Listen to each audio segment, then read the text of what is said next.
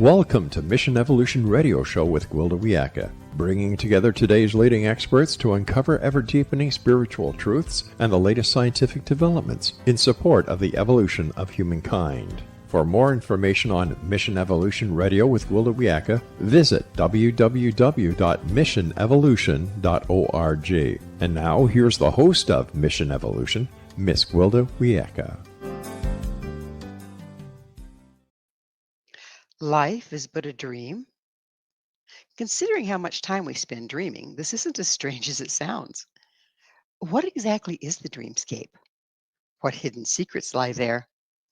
Is it related to trance journeys and altered states? Which is fantasy, our waking life, or the land of dreams? Mission Evolution Radio TV show is coming to you around the world on the Voice of Canada Broadcast Network, www.vocbn.ca. With us this hour to explore navigating the dreamscape is Norma J. Burton. Norma is a counselor with a degree in comparative religion focusing on Buddhist and shamanic traditions who specializes in trauma healing, shadow work, and dream analysis. Having apprenticed with indigenous elders for over 30 years, she founded the Journey to Completion, Institute of Ancient Healing Arts, and the Circle of Trust Healing Center. With her daughter, Nisha Burton, Norma co-authored the book Navigating Liminal Realms Psychonavigation Skills for Lucid Dreaming, Trance Journeys, and Altered States. Her website, normaburton.com. Norma, thank you so much for coming on the show. My pleasure to be here with you. We should have a lot of fun with this topic. It's kind of out of this world, isn't it? It is. And in this world. And in this world, yes. So Norma, how did you first become interested in dreams? Well, having them so much as a child. I was a dreamer. I had many, many unusual dreams, and I was very lucky to have a grandmother who nurtured that and could talk to me about it. And she was very psychic. She was a doctor and a metaphysician too. So she was we lived near a Native American reservation, and she was the medical person for that. And people came to her with their dreams. So I grew up in a lineage of honoring the dream time. So that led me into it from a young age and had me value it. Well, your grandmother sounds like she was well before her time. She was, yes. Yeah. So what may I ask what nationality she was? Irish. She was 100% Irish. Yes, I hear you there. The gifts kind of follow you like the leprechauns, you know. So how did you learn to do dream analysis? Well, I'm a longtime student of the psychology of religious experience. Really majored in that in college, and I have a double undergraduate degree in psychology and religion, and then went into trauma healing work, which takes you into the study of the psyche. I was director of domestic violence shelters through the years, and then went back to graduate school, deeply immersed in depth psychology. It was the time when transpersonal psychology was just emerging.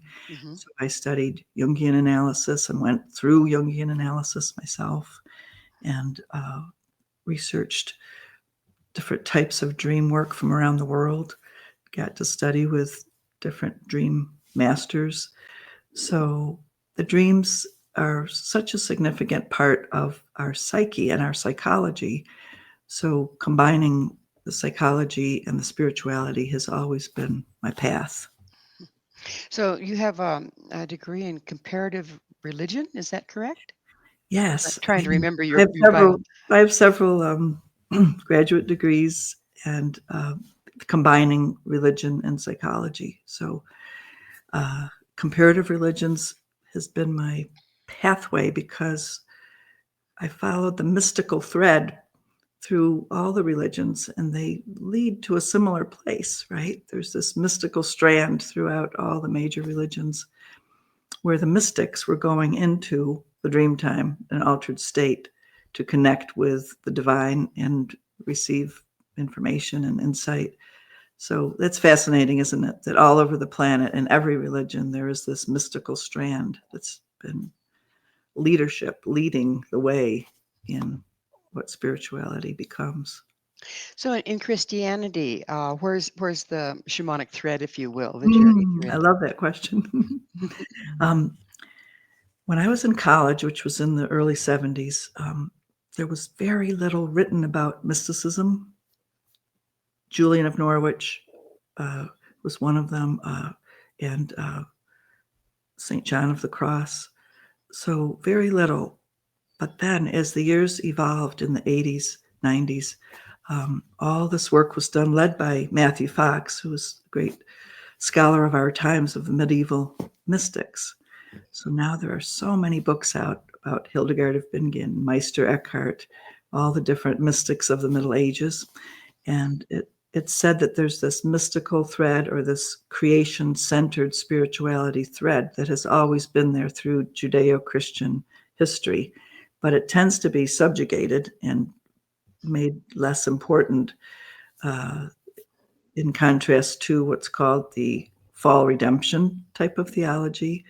So the mystical thread tends to say we are originally blessed, not originally cursed.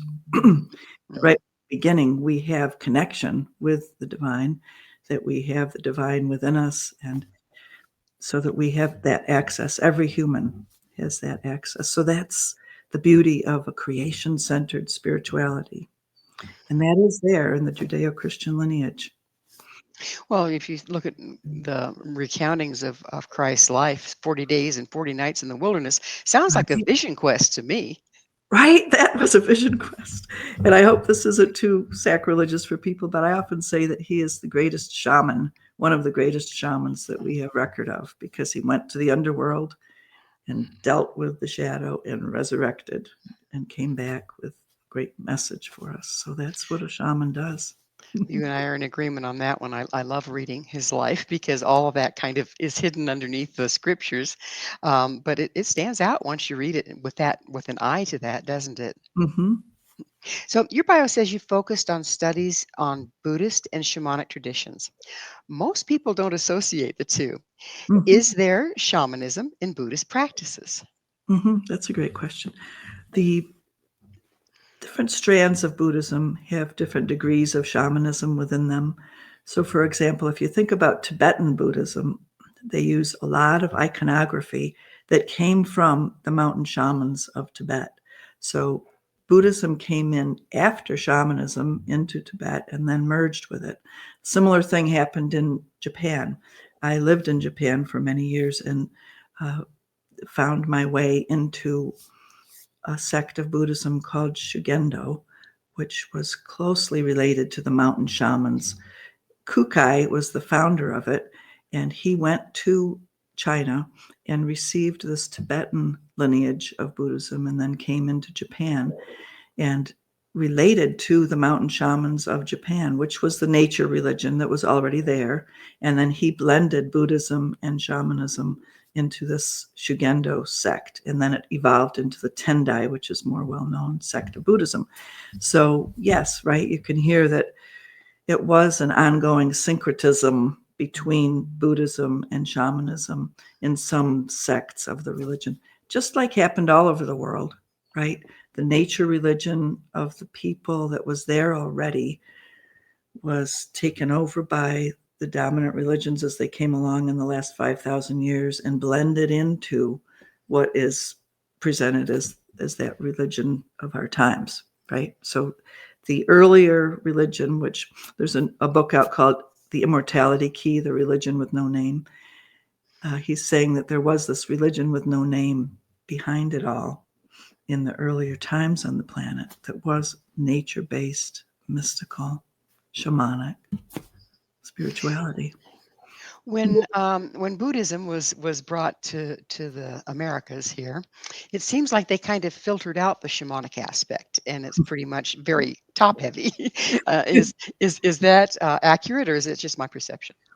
Well, there's so many different types of Buddhism. Living in Japan, I got to experience there. In Japan, there's like 368 types of Buddhism, and we don't realize that in the United States because we tend to get exposed to just one of them or two of them.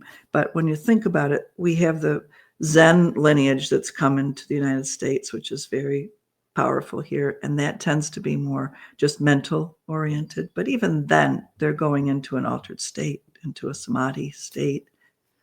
But they're studying the mind. That's the focus of it.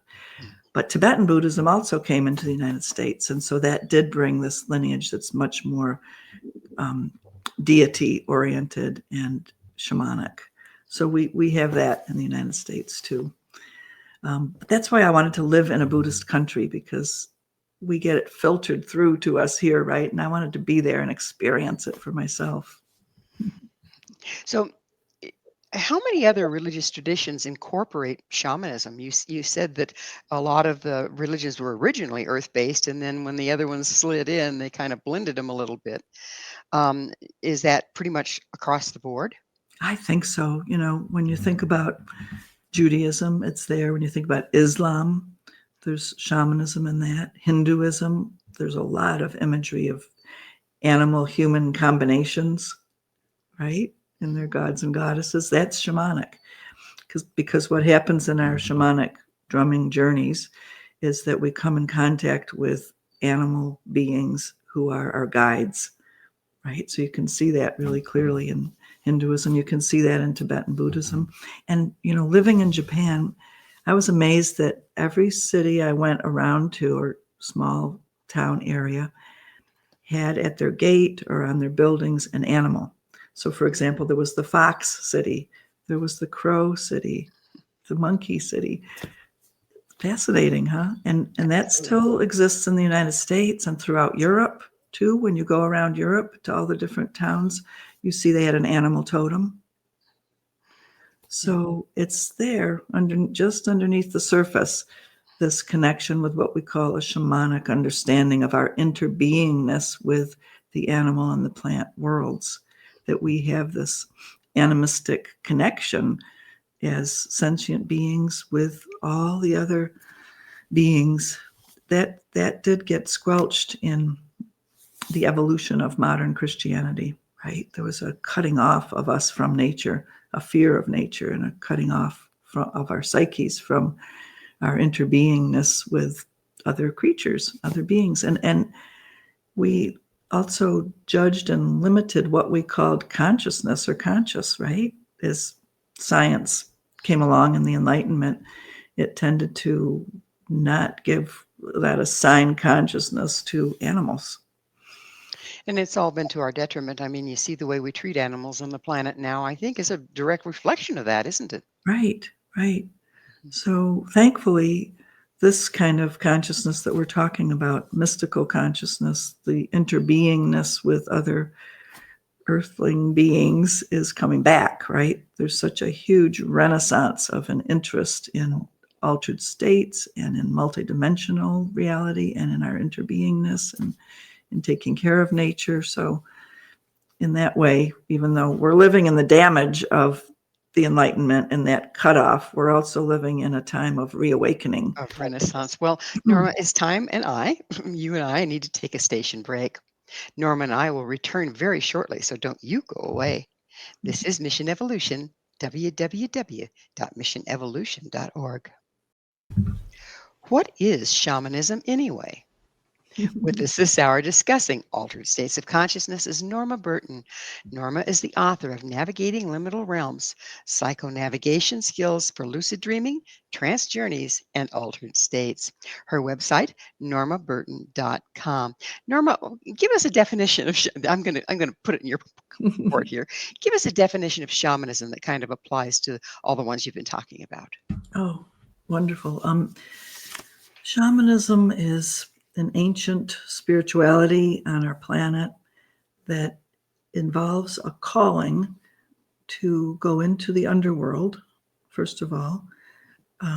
It's an initiatory calling. Initiation is a word that is very present in shamanism, and it has 3 beats to it, meaning 3 stages of it. The calling to go down and into our psyche, into our unconscious, and symbolically into the underworld.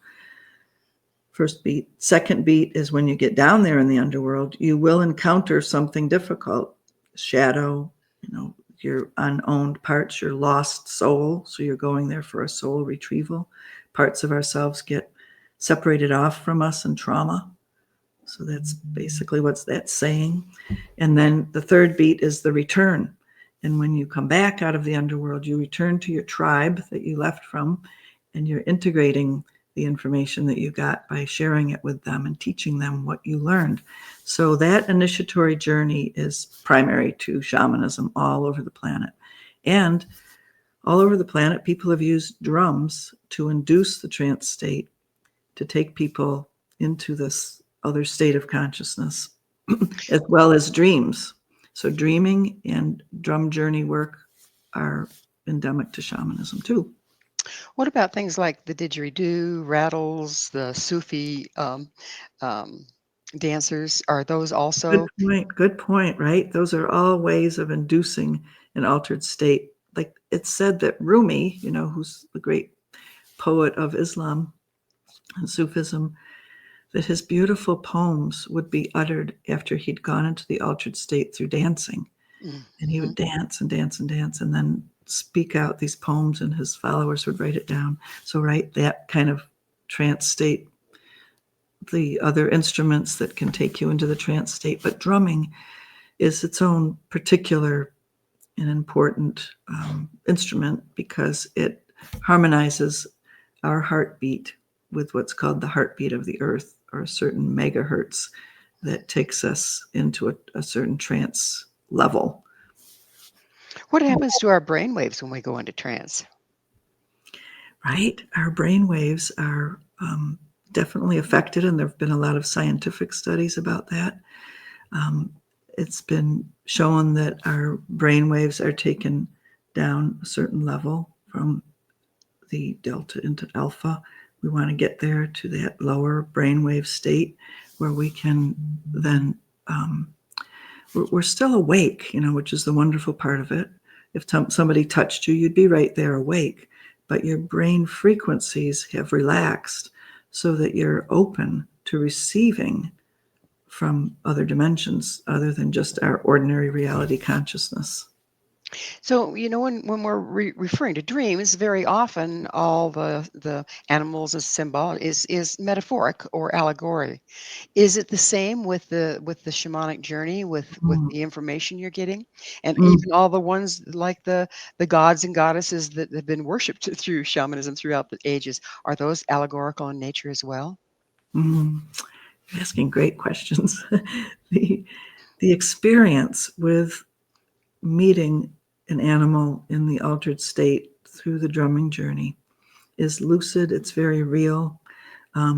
It is allegorical in the sense of, we have stories about the meaning of these animals all through ancient times, but it's a direct experience of meeting this being in a gnosis, the Greek word for direct experiencing of it. So it's amazing because you really are forming an intimate relationship with a being that's very real, and it grows. You learn who this being is, and it communicates to you. So people don't realize how in depth, how intimate, how taking you to places in your psyche that you've never been. This works on you that way. So it's a very real experience to encounter this animal being. So are the animal beings that you encounter, are they kind of like a representation of the entire animal tribe, or is it an individual? People talk about it that way, like they say, the bear, I met the bear, or the whale, but when you do this deeper kind of shamanic work, it's an individual being that's particular, that looks a particular way, that might have particular barnacles as the whale, or particular coloring in its fur as the leopard. So you are meeting a particular being that's your connection, and that feels very deeply personal. Do the traits that these beings represent in their animal form, like a bear hibernates, et cetera, are those traits that we can relate back, and they show the strengthening that this animal is giving us that we probably need? Exactly, right? It's no accident who that animal is for you. I'll just go into saying that I teach the journey to completion, which is a year-long deep process of going in over and over into the dream time through your dreams and through the drumming journey.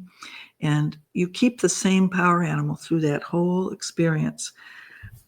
You find out about who is your power animal by a particular ancient test that's called the test of 4. So you must see this animal from 4 aspects of itself or coming at you from 4 directions. And then you know, this is my being for this time of my life. So you go on and on with it over a long period of time and get to know it very deeply.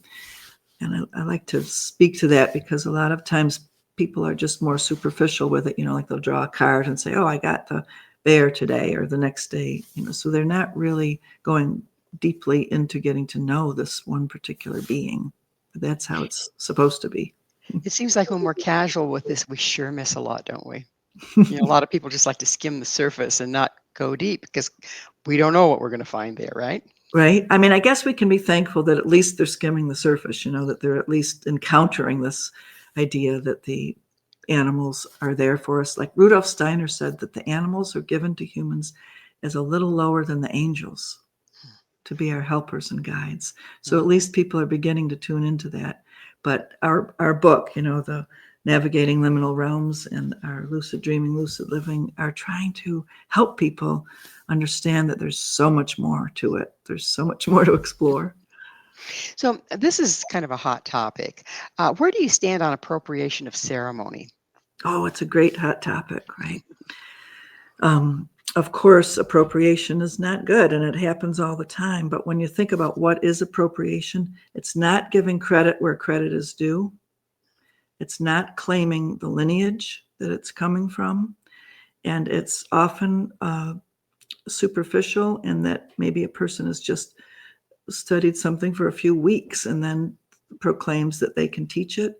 So we really try to teach people that it's really important to study within a lineage and to then honor that lineage and name, who you studied with, and to get permission.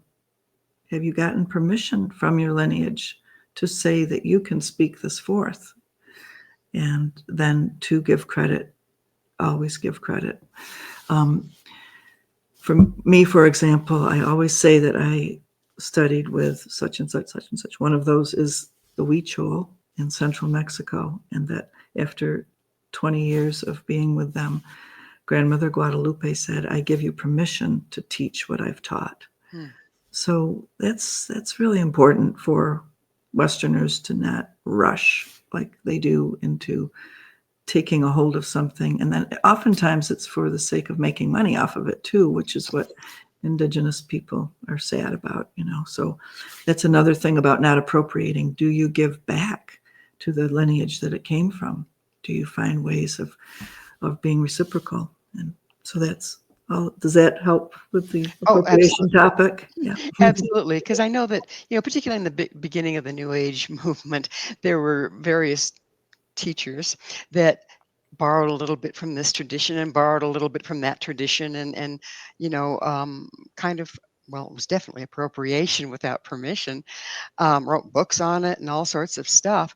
And I can understand how that would be upsetting to the people yes, that is being, because it's not well represented.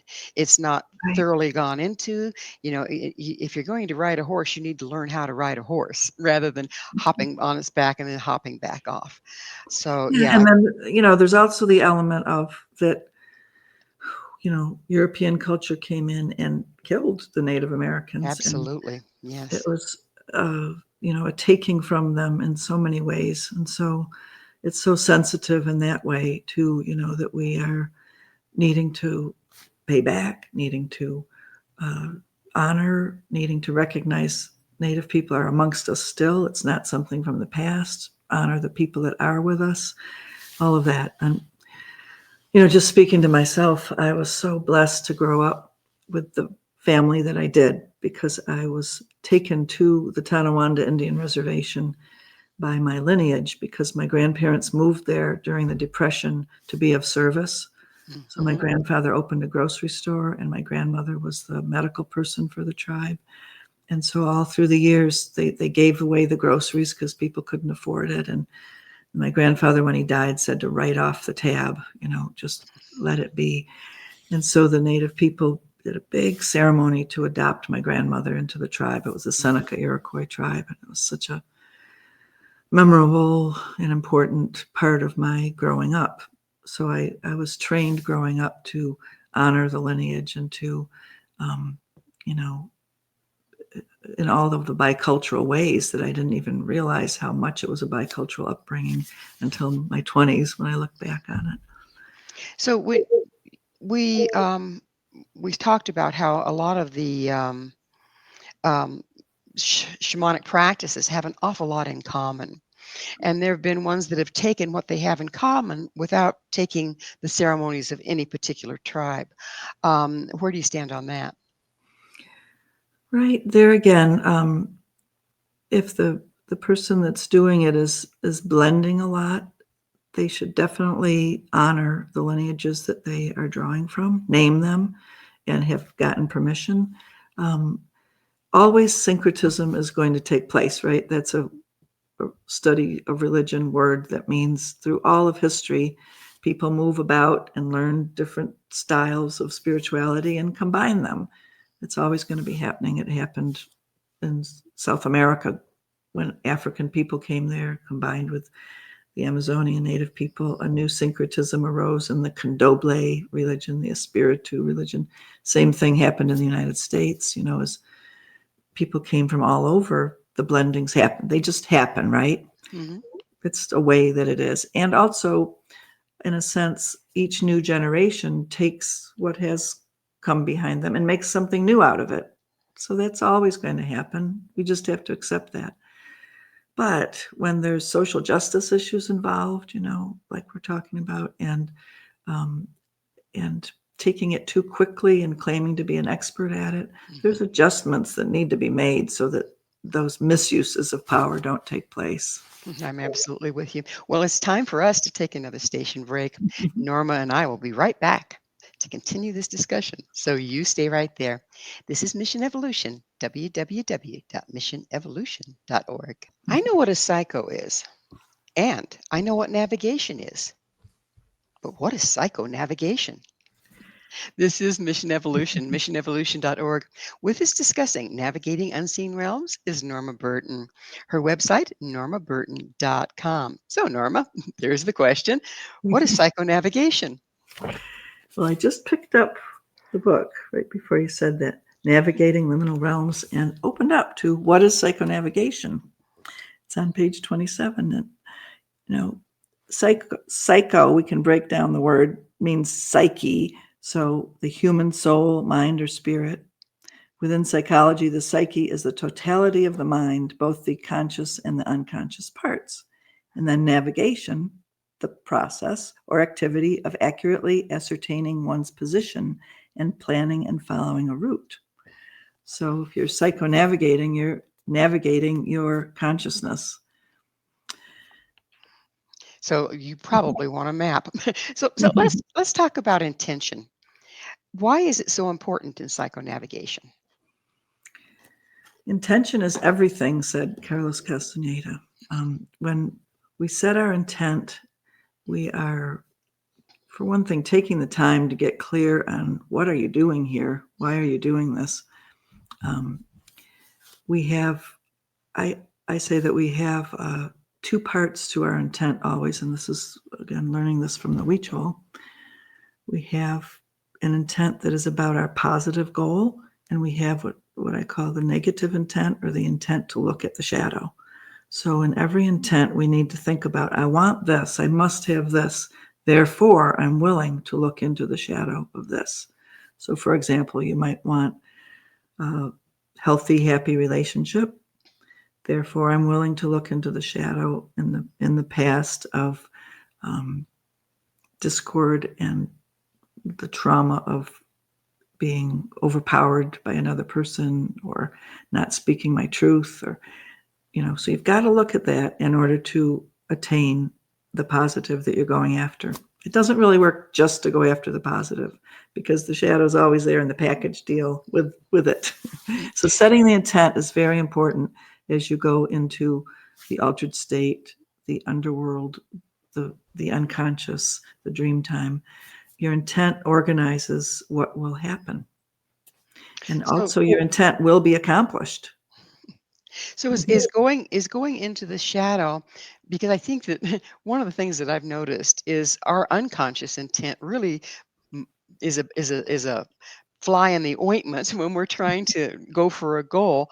We have intent, but we also have a lot of things working. Is that the shadow you're talking about? Working in the Right, shadow? right. So when you go into the unconscious and into the underworld, you're going with the willingness to explore the fly in the ointment, the things that are triggering you and tripping you up. Right? So you don't know it all before you go in there. But I find that people do have a pretty good inkling of what the shadow material is that they need to explore. So in the very beginning, I help people name and get clear on, yeah, I have this inkling about it. But then we talk about leaving some skin at the door too. That's a terminology that my sweat lodge teacher from the Cheyenne tradition taught me, leaving some skin at the door. So right at the doorway of going into the altered state, you're letting go of resistance, you're letting go of your doubts and fears, and you're trusting into it. So you enter in perfect love and perfect trust. When you first get in there, that's why it's important. The first intent in entering the underworld is to meet your guide. So the power animal is the first task when you enter the dream time through the drumming journey, because then you're linked up with your inner guidance system, your guide. Yeah, I would think that you'd want some guidance in there because yeah. So um, when you're journeying or going into to find your intent to find your move through the shadow, is spiritual healing oftentimes necessary so a person can do that effectively? Um, Sometimes I actually send a person away from doing shamanic drumming because they're not quite ready for it, Hmm. because they need to be able to ground themselves more, meaning be more stable in their environment, in their ordinary reality. So they might just need more um, time to get a stable living environment. You have to be stable in certain ways to be able to go into the underworld or into the unconscious effectively. You might also need to go and learn to meditate more, learn to focus your mind and be able to concentrate. If the mind is too much distracted, like the monkey mind running all over, then it will be hard to concentrate in the shamanic journey. So there are preparatory things that need to be done before even approaching the shamanic journey. But then we are all having dreams all the time. So our dream time is also preparing us, just naturally. Lots of times people get scary dreams, nightmares, and that can be a calling to come to more dream work or more shamanic work, because they need help in figuring out what's happening. So, right? In other words, we're being called all the time to become grounded enough to be more whole and to be able to enter the dream time and receive the gifts from it. That's a very good question. Thank you. Well, another thing that stands out in most all shamanic traditions are the shamanic initiations, and some of them can be pretty brutal. Buried up to here in the sand, left overnight, vision quest, going without food, water, fasting, sitting on a hillside. What's the purpose of those? And Right? yeah, All of those are, as we're talking about, right, helping a person to get grounded. If you're buried up to here, like I've actually led Vision Quest retreats where we dug our own grave, delightful. 6 feet down, a lot of work for several days, and then take turns laying in that all night long. Mm. So talk about grounding, So there's many ways that humans need to, in a way, pull back from their addictions, pull back from their distractions, and come back to their body, come back to a sense of being on the earth and quiet enough in their minds to be able to receive the messages from the numinous realms. So yeah, all of those practices have been, I think, to get people in their bodies and get ready. Some of them can go to extremes. They can. I think that asceticism in all different religions has gone awry lots of times, to the point of, why would a person need to be hurt or hurt themselves? Well, they're, in a sense, they're using that pain to get in touch with their pain, but that's not really a very healthy method to get in touch with the pain. We can do it in a milder way, in a softer and gentler way. And that's an interesting point, because I studied with mainly female shamanic teachers. And sometimes I wonder if there's a difference between the feminine yin lineage of shamanism and the masculine lineage of it. When you think about the difference between the genders, maybe there's, a need for more control and more containment, or more strength in bringing somebody present sometimes, right? So that's another consideration too. Well, what about the theory that is about shattering your persona, your false personas, your false beliefs, your attachment to things that don't matter? Are the initiations designed to do a certain amount of shattering as well? Very good point. The word shattering has a violence to it, doesn't it? Mm-hmm. Well, I was brought up in the lineages like the Huichol that taught dismemberment. So Mm-hmm. that has a violent aspect to it too. But then what I say about that is that you're taken very gradually when you're brought through it in a true lineage. It's a slow, gradual process. And the whole first part of it for years for me was learning to trust my power animal and to trust it to take me through anything. Meister Eckhart talks about that. He says we have to, befriend God within us, and then eventually trust God to kill us. Same kind of thing with the power animal, befriending it over years and years, and then eventually trust it to dismember us. Mm-hmm. So I think a lot of times this is one of the errors of appropriation or Western practices, is that they don't mind the boundaries, and therapists can come crashing in on people's psyches and not take it in an organic way that the psyche is leading the way. So that's a gift from nature and from our shamanic teachers, is to go slow and to not, presume to, as a teacher even, to cross people's boundaries. That can catapult people into crises, into psychotic episodes. And so we really need to be attuned to our inner guidance system as leaders too, and to the other person's right to follow their own timing, right? So that's all very important, to respect the boundaries and go slow. So what are the pitfalls of exploring altered states? Well, we're kind of talking about that, right? By saying that if you do move too rapidly and your unconscious is not ready to offer up this particular information, it can be traumatizing to remember things that you're not ready to. So we have to take it carefully. And the journey to completion, for example, is set up step by step to help people remember things gradually. So that's one of the problems, is that the psyche can get flooded.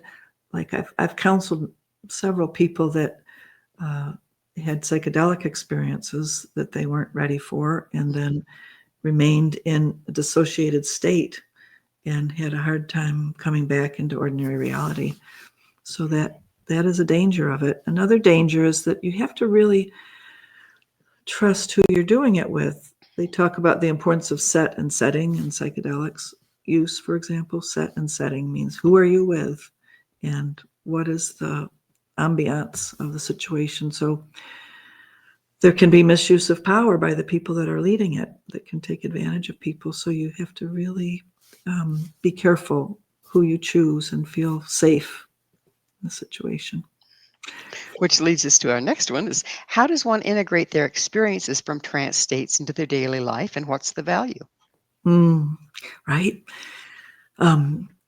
Integration is such an important part of having an experience in an altered state to bring it back into your ordinary reality and integrate it into your life. So, for example, in the Journey to Completion format, you carefully enter into the altered states more and more deeply until you come to the inception point of the trauma wound, where you can then see it all for the truth of what happened, and then get the gift from that and transmute the shadow energies. And then you come into a whole phase of what I call practicing the change in your perspective. So you're back in your ordinary reality, and circumstances will come to you that are similar to what caused the trauma wound, but you're able to see it differently, have a different perspective, and act differently over and over and over again. But you're in this practicing of the change in perspective for a while, usually 6 months to a year, before it's fully integrated. And then I have people hold a celebration feast in which they bring together their community and they say, hey, I've gone through this whole journey and I've changed. I've really thoroughly changed, and I want to proclaim it to you and have you support me in this new way of being. So then that really integrates it. It's time for another station break. Norma and I will be back to explore lucid dreaming, journey trances, and altered states. This is Mission Evolution, missionevolution.org. But what if I get stuck there? This is Mission Evolution, missionevolution.org.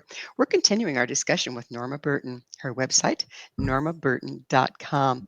So, Norma, there's probably a certain amount of fear if I get in there real well. What if I get lost? What if I get stuck? Will I come back out? Are there instances where a person isn't well trained and doesn't really return to the normal world completely? Well, we're talking about psychonavigation, right? Which is about finding your way in your psyche. So there are protective things that we can do in order to make sure you can find your way out. And some people do have difficulty with that. One shaman from South America I was talking to recently said people are going to all of the shamans down there and having intense psychedelic experiences, and they're watching it happen in people that they're going up the ladder, they call it. Like it's sort of like going up the chakras or up and out and not knowing how to come back down. So that training of how to navigate your own energy system is very important so that you don't get stuck or lost or dissociated. The book, the Navigating Liminal Realms, is teaching people that there are precursors to doing the more extreme altered state journeys that have always been there in our indigenous cultures to train people in navigating their dreams. And then how do we lucid dream? And navigating through the lucid drumming journeys will help prevent you from getting lost, because you are trained step by step in the maps of your own inner consciousness. There's a general map that the Journey to Completion is a representation of that. The hero's journey was very familiar to us nowadays, but when I was working with the Huichol, the book of Joseph Campbell called The Hero's Journey hadn't come out yet. So I was experiencing the hero's journey with the indigenous tribe teaching it to me. And a few years later, the book on the hero's journey came out, and Joseph Campbell had gone to cultures all over the world and seen this similar pattern of this map of consciousness that humans travel upon to retrieve their lost soul parts, to accomplish this hero's journey. So now that's very familiar to us. And that is a navigational map, right? A general one. And then we have our own particular terrain within our psyches and our unconscious that we have to discover step by step. So we need to be careful and guided step by step in going in a safe way so that we don't get stuck in there. But if you do get stuck in there, there's help.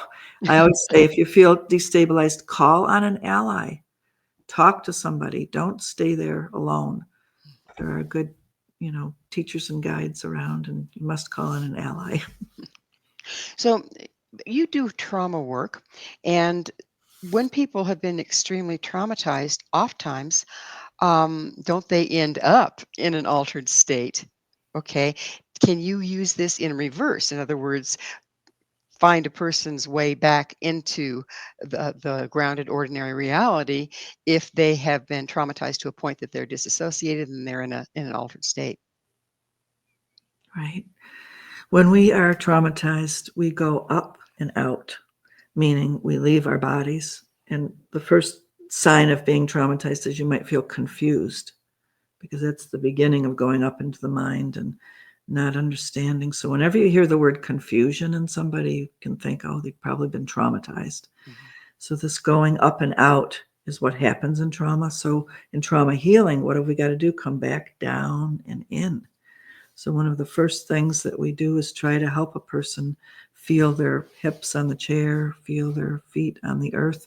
When first responders go out to a car accident, they're trained to have a person sit down on the ground, and they ask them, can you feel yourself on the earth?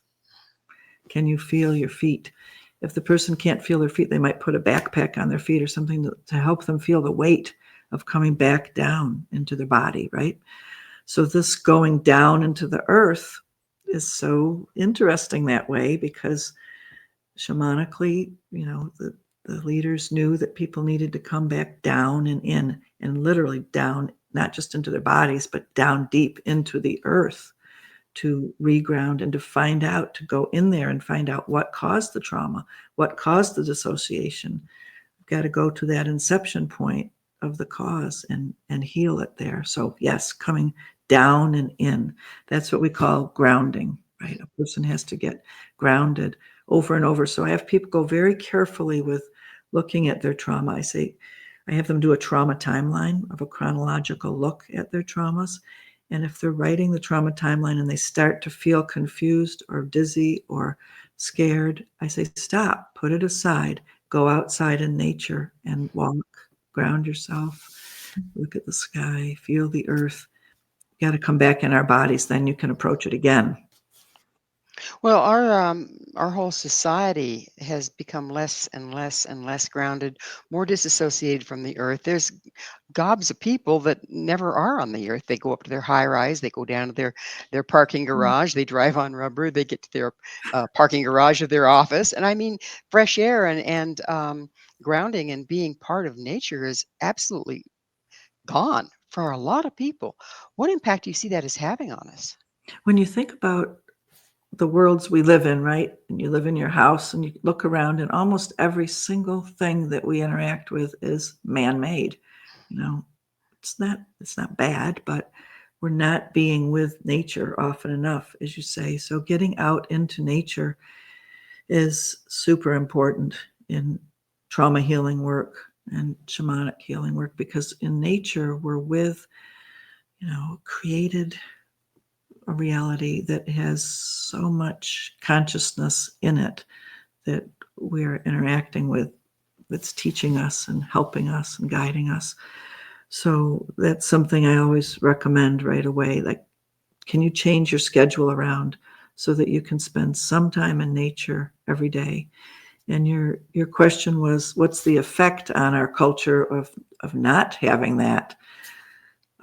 Well, we can see it in the statistics that people are more depressed. We've been called the Prozac nation, like people being on medications because they're disoriented and depressed and they can't find connection with themselves. So there are a lot of bad consequences for getting too far away from our bodies and from nature. That's such an important call to come back. There's an old song, I think the words go, I'm tired and I'm wasted and I can't find my way home. That pretty much describes it, doesn't it? Yeah. So how can psychonavigation contribute to personal evolution? When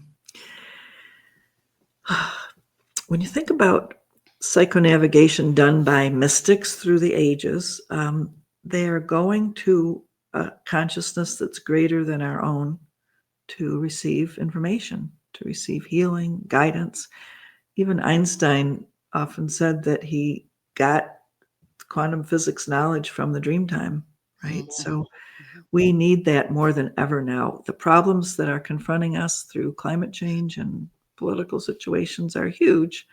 And we really need to go to the numinous realm, the altered state, the higher consciousness to receive help and information. So that is happening. People all over the planet are being called again to remember that altered states are available to us. The mystical realms are part of our inheritance. So we've got to go there, especially now because the problems at hand are so huge, right?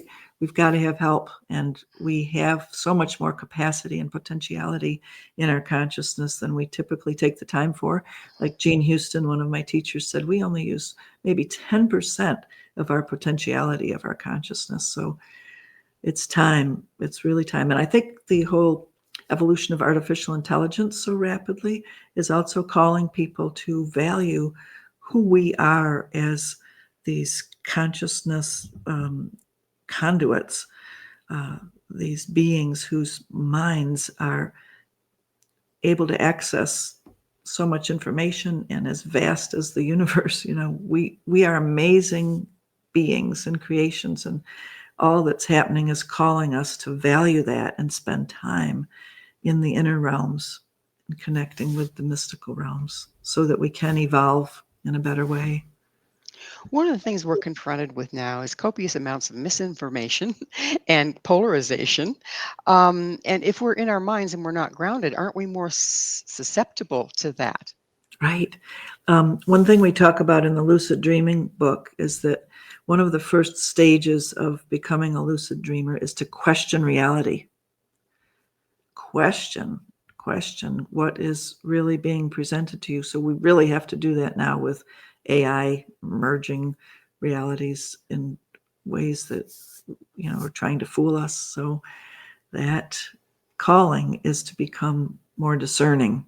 We really need to practice removing the delusions and illusions that we have been living in to protect ourselves. But I say eventually our shadow protections, our defense mechanisms become dysfunctional and keep us away from what we need to know. So I think that's happening in mass right now, right? We've got to be spending time discerning, removing the delusions and the lies and the illusions, and coming to what the Buddhists call tathagata, which is reality such as it is. We can come to that. Nowadays, people think you can't even reach reality such as it is, but we can. We can come to discern reality and then build from that truth and structures that are accurate and healing. Never was a time when it was more needed. So it's that time in the show we're about out of time, and I would be remiss if I didn't ask you, Norma, what's your mission? My mission is to help people become more aware and to have the skills to travel into the unconscious and the dream time in a successful way so that they can bring forth this numinous knowledge and help heal themselves and our planet one person at a time, beginning with themselves. As you're living your purpose and your mission, what do you find is the single most important thing you'd like to get out there for people? I'd like to have people realize that there are these precursors to the more extreme altered states that they can practice on a daily basis, like write down your dreams, beckon your dreams to come to you, um, find out about other ways to go into the dream time, like the drumming journeys, become more lucid, more awake in your life so that you can make good choices and heal your trauma wounds and therefore use power correctly. So that Beautiful. yeah. Beautiful way to go. Unfortunately, we are out of time. Norma, thank you so much for coming on the Thank show and sharing you. your Well, wisdom. what a great deep exploration you've helped us to have. Thank you. Thank you. Our guest this hour has been Norma J. Burton, the author of Navigating Liminal Realms Psychonavigation Skills for Lucid Dreaming, Trance Journeys, and Altered States. To find out more about Norma, where you can find her book and all she has to offer, visit her website, normaburton.com. This has been Mission Evolution with Gwilda Wiyaka.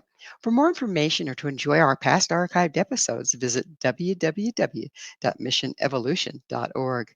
But please be sure to join us right here again on the Voice of Canada Broadcast Network, vocbn.ca, where this mission will continue, bringing you information, resources, and support for an evolving world.